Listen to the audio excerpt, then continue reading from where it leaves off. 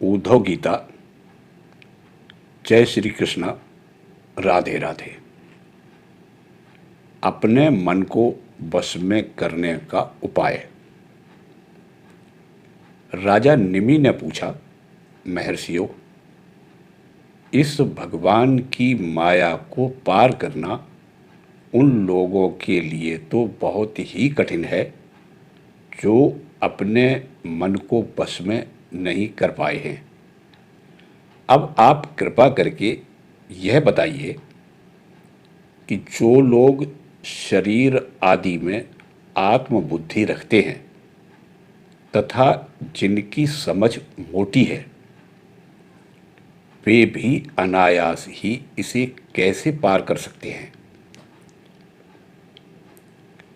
अब चौथे योगीश्वर प्रबुद्ध जी बोले, राजन, स्त्री पुरुष संबंध आदि बंधनों में बंधे हुए संसारी मनुष्य सुख की प्राप्ति और दुख की निवृत्ति के लिए बड़े बड़े कर्म करते रहते हैं।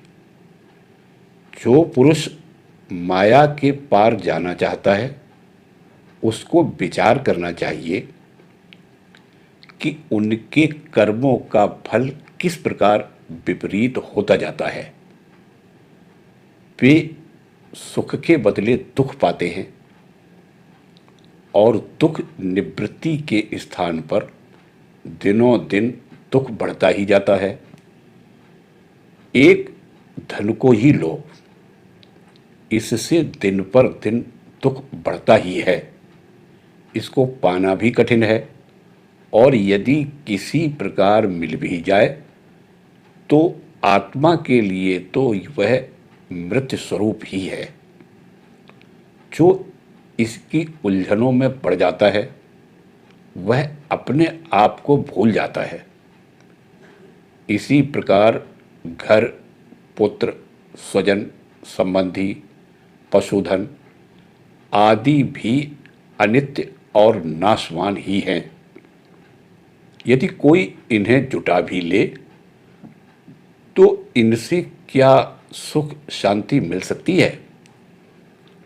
इसी प्रकार जो मनुष्य माया से पार जाना चाहता है उसे यह भी समझ लेना चाहिए कि मरने के बाद प्राप्त होने वाले लोक परलोक भी ऐसे ही नाशवान हैं, क्योंकि इस लोक की वस्तुओं के समान वे भी कुछ सीमित कर्मों के सीमित फल मात्र हैं।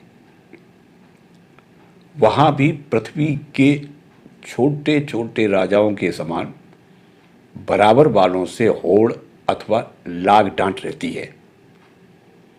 अधिक ऐश्वर्य और सुख वालों के प्रति छिद्रान्वेषण तथा ईर्ष्या द्वेष का भाव रहता है।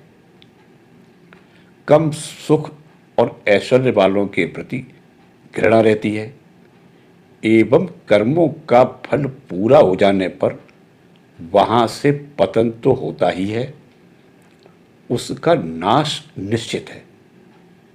नाश का भय वहां भी नहीं छूट पाता।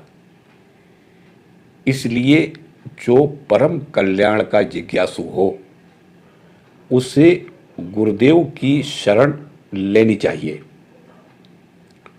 गुरुदेव ऐसे हों जो शब्द ब्रह्म अर्थात वेदों के पारदर्शी विद्वान हों, जिससे वे ठीक ठीक समझा सकें और साथ ही परम ब्रह्म में परिनिष्ठित तत्वज्ञानी भी हों, ताकि अपने अनुभव के द्वारा प्राप्त हुई रहस्य की बातों को बता सकें। उनका चित्त शांत हो, व्यवहार के प्रपंच में विशेष प्रवृत्त न हो। जिज्ञासु को चाहिए कि गुरु को ही अपना परम प्रियतम आत्मा और ईष्ट देव माने,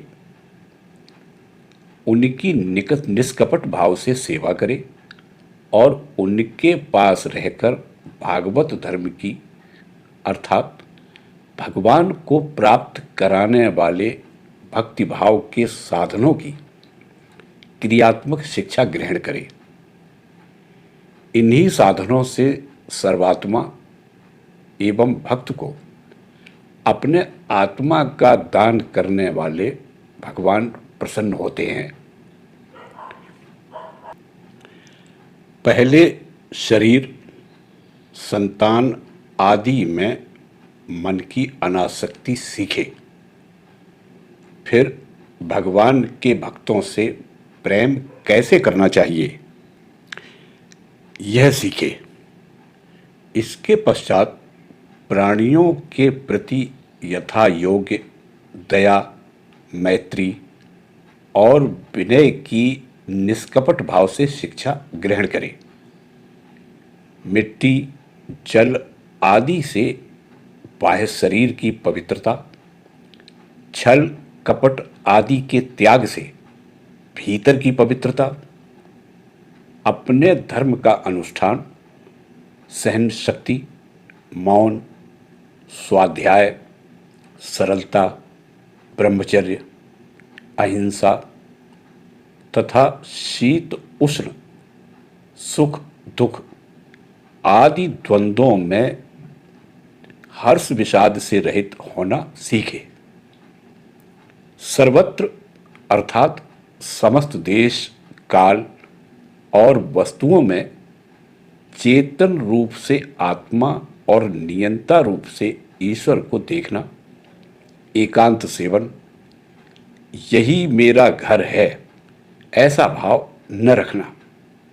गृहस्थ हो तो पवित्र वस्त्र पहनना और त्यागी हो तो फटे पुराने पवित्र चिथड़े जो कुछ प्रारब्ध के अनुसार मिल जाए उसी में संतोष करना सीखे।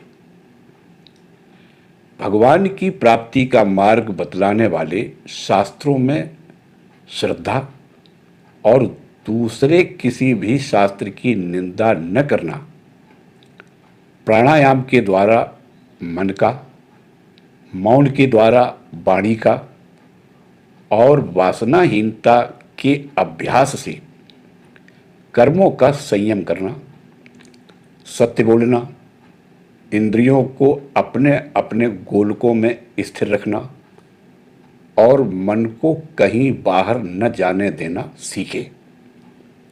राजन, भगवान की लीलाएं अद्भुत हैं। उनके जन्म, कर्म और गुण दिव्य हैं।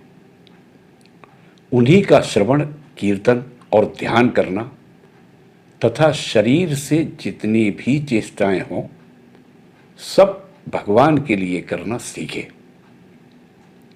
यज्ञ, दान, तप अथवा जप, सदाचार का पालन और स्त्री, पुत्र, घर, अपना जीवन, प्राण तथा जो कुछ अपने को प्रिय लगता हो सबका सब भगवान के चरणों में निवेदन करना अर्थात उन्हें सौंप देना सीखे। जिन संत पुरुषों ने सच्चिदानंद स्वरूप भगवान श्री कृष्ण का अपने आत्मा और स्वामी के रूप में साक्षात्कार कर लिया हो, उनसे प्रेम और स्थावर जंगम दोनों प्रकार के प्राणियों की सेवा, विशेष करके मनुष्यों में भी परोपकारी सज्जनों की और उनमें भी भगवत प्रेमी संतों की करना सीखे। भगवान के परम पावन यश के संबंध में ही एक दूसरे से बातचीत करना और इस प्रकार के साधकों का इकट्ठे होकर आपस में प्रेम करना, आपस में संतुष्ट रहना और प्रपंच से निवृत्त होकर आपस में ही आध्यात्मिक शांति का अनुभव करना सीखे। राजन, श्री कृष्ण राशि राशि पापों को एक क्षण में भस्म कर देते हैं। सब उन्हीं का स्मरण करें और एक दूसरे को स्मरण करावें। इस प्रकार साधन भक्ति का अनुष्ठान करते करते प्रेम भक्ति का उदय हो जाता है और वे प्रेमोद्रेक से पुलकित शरीर धारण करते हैं।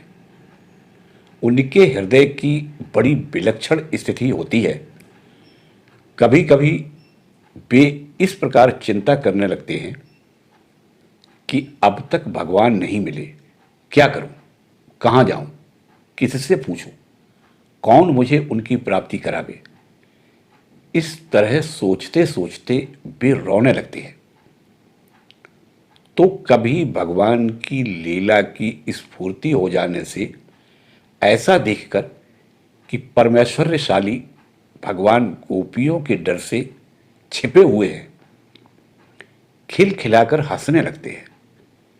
कभी कभी उनके प्रेम और दर्शन की अनुभूति से आनंद मग्न हो जाते हैं, तो कभी लोकातीत भाव में स्थित होकर भगवान के साथ बातचीत करने लगते हैं। कभी मानो उन्हें सुना रहे हों। इस प्रकार उनके गुणों का गान छेड़ देते हैं और कभी नाच नाच कर उन्हें रिझाने लगते हैं। कभी कभी उन्हें अपने पास न पाकर इधर उधर ढूंढने लगते हैं, तो कभी कभी उनसे एक होकर उनकी सन्निधि में स्थित होकर परम शांति का अनुभव करते और चुप हो जाते हैं।